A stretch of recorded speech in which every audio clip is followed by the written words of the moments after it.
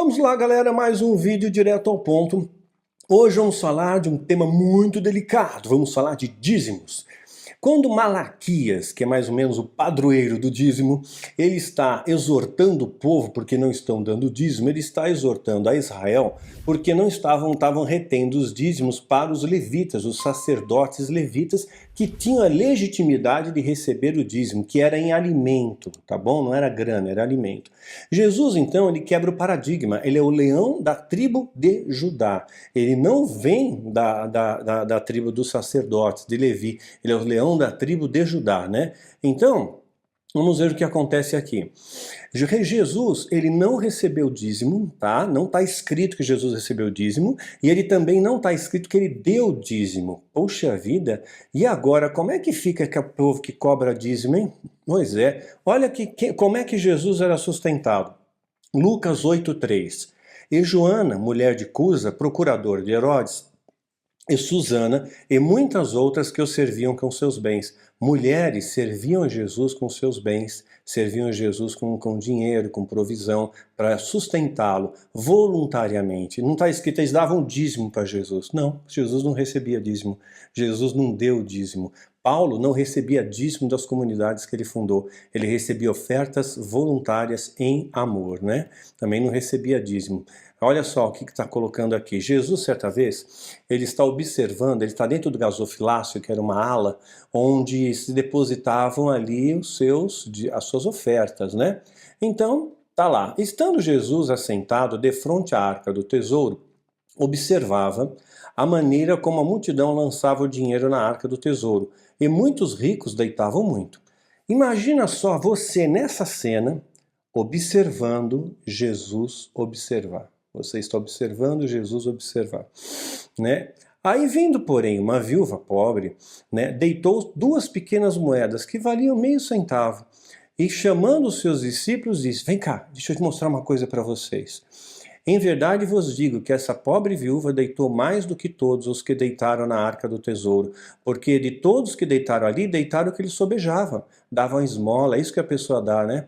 Ah, vai dar oferta, é por amor? Essa oferta é por amor? Ah, eu vou dar 5 reais. É por amor? Eu dou 2 reais, eu dou uma moeda de 1 real. É por amor? Agora eu vou ter interesse, eu vou ganhar 1 milhão se eu der mais? Opa, então agora eu dou tudo que eu tenho, eu faço empréstimo no banco, eu vendo carro, eu dou 1 milhão para a igreja, porque eu vou ser próspero. Onde está seu coração, onde está seu tesouro, né? Então todos davam o que sobejava, mas essa da sua pobreza deitou tudo o que tinha do seu sustento. Está em Marcos capítulo 12, de 41 a 44, né? Então veja bem, tudo é feito segundo a sua prosperidade, segundo o que você pode dar, né? Então nunca você permita que alguém venha te extorquir e tirar de você o que você não tem. Tipo assim, tirar da sua mesa, você deixar de comprar remédio, atrasar o seu aluguel. Nunca faça isso para dar para a igreja, nunca faça. Se supre primeiro é Deus, a sua relação com Deus, é isso que importa para Deus, né? Família, cuida da tua família, não deixa faltar nada em casa, e aí o ministério, aí você investe na obra de Deus. É importante investir? Sim, é bíblico investir na obra de Deus, né? 1 Coríntios 9:11, se nós semeamos as coisas espirituais, será muito que vós recolhemos as carnais? É o que Paulo está falando. Se eu estou ensinando as coisas espirituais para vocês, é justo que eu recolha as carnais, é justo que cada um, segundo a sua prosperidade, não por medo de maldição, não por uma expectativa de uma recompensa, mas possa ofertar em amor, né?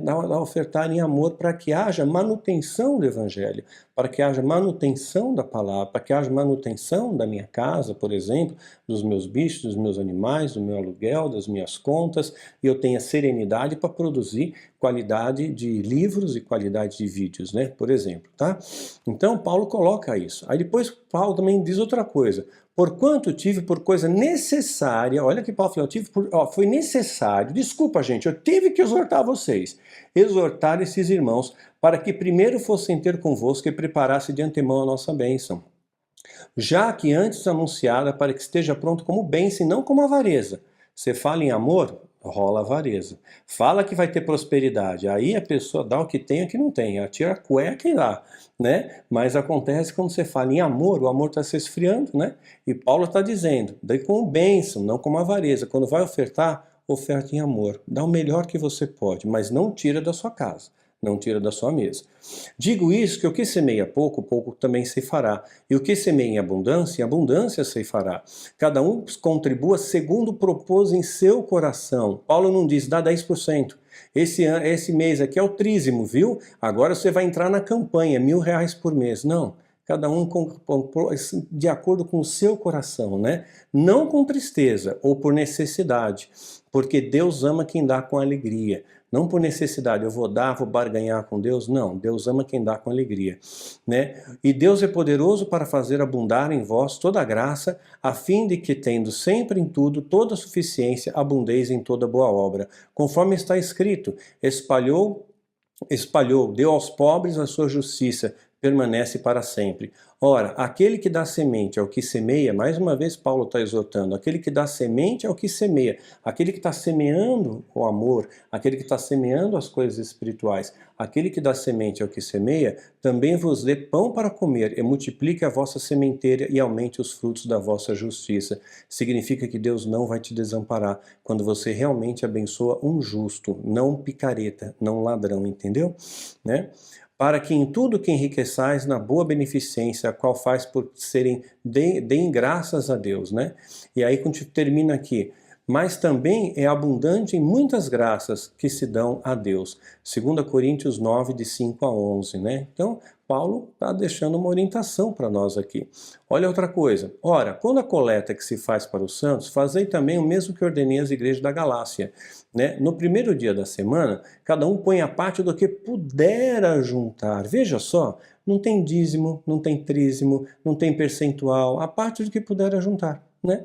Pode ser R$10, pode ser 20, pode ser 50, pode ser o que você puder juntar, conforme a sua prosperidade. Agora você está desempregado, quer dizer, oferta de nada é nada, né? Você não tem o que dar, né? Você ora, você dobra o joelho, você intercede, você ajuda, você vai lá para ajudar no que você puder.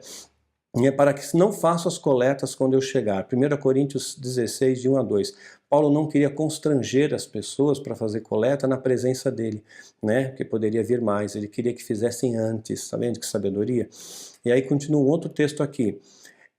E o que é instruído na palavra, reparta todos os seus bens com aquele que o instrui. Mais uma orientação. Que é instruído? Reparte os bens com aquele que o instrui. Não erreis, Deus não se deixa escarnecer, porque tudo que o homem semear, isso também ceifará. Porque o que semeia na sua carne, em carne ceifará corrupção, e o que semeia em espírito ceifará a vida eterna.